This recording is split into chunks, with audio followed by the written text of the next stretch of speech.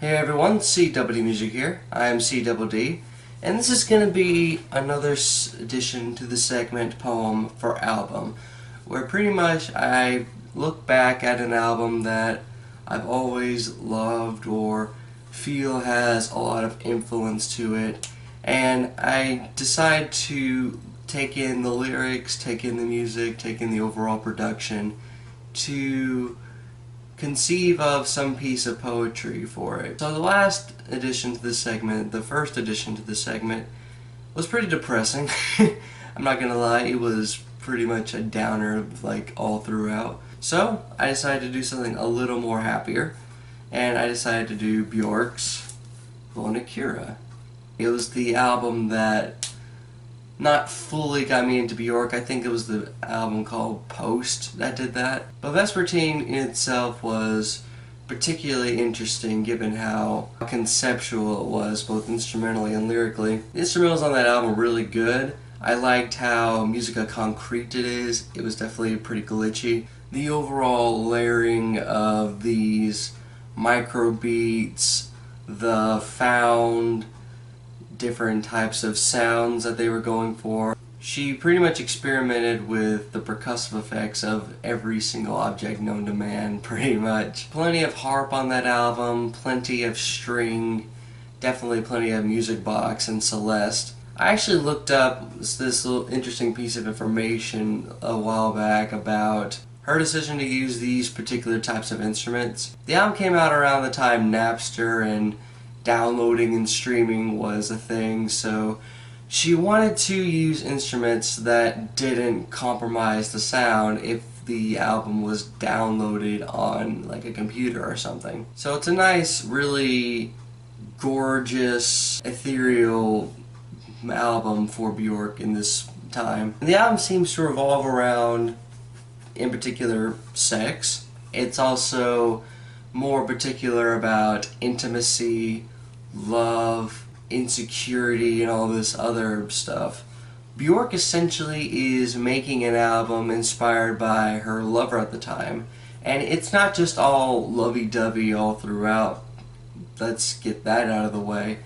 It's not so much an entire love album, but it's an album about learning to accept intimacy when you might not have been that accepting of it for a long time, for reasons that do not relate to the person you're currently with. The track Hidden Place is about finding an undisclosed location to get intimate with this human being in. And Cocoon is a double entendre in a sense, where they seem to be trapped in this one single cocoon, and they're pretty much both within one another. Pagan Poetry is easily my favorite song off of the album. Pretty much about these incantations, I guess, that come with this kind of love. It's kind of vague in a sense. I love the chanted "I love him" over and over and over again at the tail end of the track, and it just seems to build from there. There's a lot of other beautiful tracks on the album: Harm of Will, Unison, It's Not Up to You, Aurora. There's a lot of gorgeous songs, not just instrumentally but also lyrically, just about evolving and readjusting to a life where someone actually wants to be with you in this capacity, this fully intimate capacity. That's pretty much what made Vespertine over there such a very potent album. The fact that Bjork gave her all, not just for this person, but also for this album, and like maybe a decade later they break up, and it pretty much leaves this whole void that Bjork has needed a long time to recover from. And art is one of the most beautiful things in that regard, because sublimation has not just led to a lot of great music, but it's also led to many an artist to find reason in life to keep going. So when I decided to do a poem for this album, I of course need to do something that reflects this sort of intimacy that's all throughout this record here. And one thing I noticed right off the bat with the album cover is Bjork herself. She is in a sort of submissive, sort of feminine position whilst wearing a swan outfit. The same swan outfit you should have caught her wearing when she was at the Oscars like several years ago. Add to that, she's surrounded by what looks like another swan, but kinda hand-drawn and to a certain level psychedelic in that regard. You can barely see the outline here somewhere.